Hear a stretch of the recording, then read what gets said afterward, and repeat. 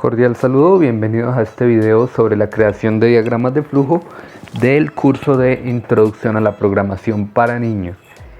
Los diagramas de flujo son la representación gráfica de los llamados algoritmos tan necesarios en programación. Los algoritmos son una secuencia de pasos finitos y ordenados que necesitamos o que llevamos a cabo para la resolución de un problema. Los diagramas de flujo tienen algunas reglas definidas para indicar con qué gráfica se representan, por ejemplo, el inicio, la entrada de datos, los procesos, las decisiones y los conectores. Debemos en este momento conocer cómo son esas gráficas y cómo las debemos utilizar.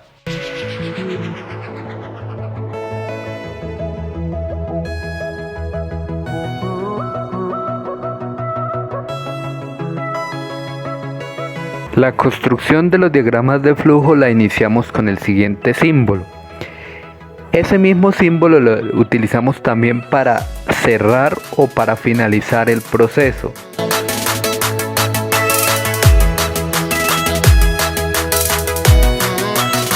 Cada icono o cada sección del diagrama de flujo la vamos a relacionar mediante una flecha que la denominamos línea de flujo. Esa línea de flujo nos permite también establecer en qué orden se va ejecutando cada instrucción.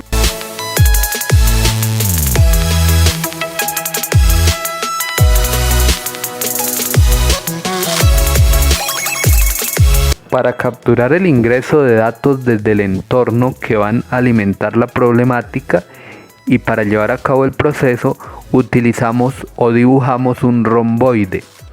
Este romboide también se utiliza para representar la salida de datos, es decir, los resultados obtenidos después del procesamiento. Toda acción de procesamiento de datos u operación la vamos a representar mediante un rectángulo.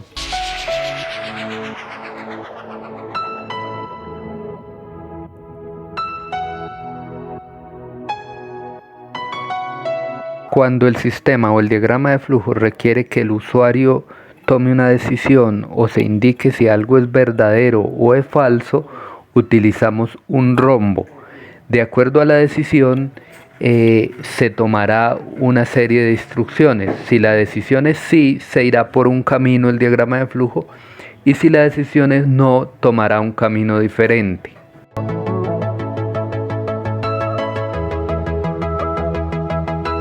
El dibujo de un círculo es utilizado para conectar o enlazar partes del diagrama de flujo, aunque generalmente poco se utiliza este icono.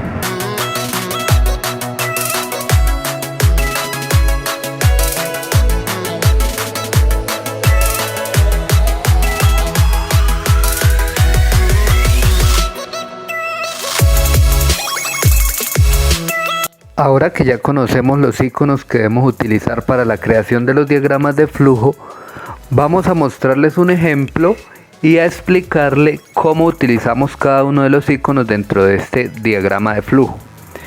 Este diagrama de flujo que acabamos de construir para mostrarle a todos ustedes. Iniciamos con la elipse y ese es el punto de inicio del diagrama de flujo.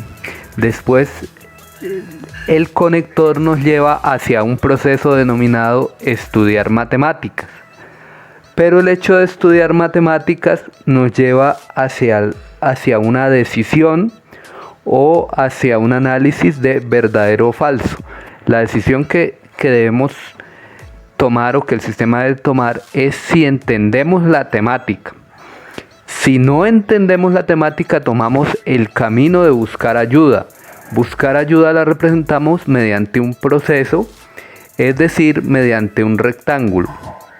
Luego de buscar ayuda, volveremos al proceso de estudiar matemáticas y a la decisión si entendemos la temática. Si la respuesta es sí, es decir, si entendemos la temática, vamos hacia una entrada de datos desde el entorno. ¿Qué datos le vamos a ingresar? Unos ejercicios matemáticos, y esto nos lleva mediante un conector hacia un proceso que consiste en resolver esos ejercicios.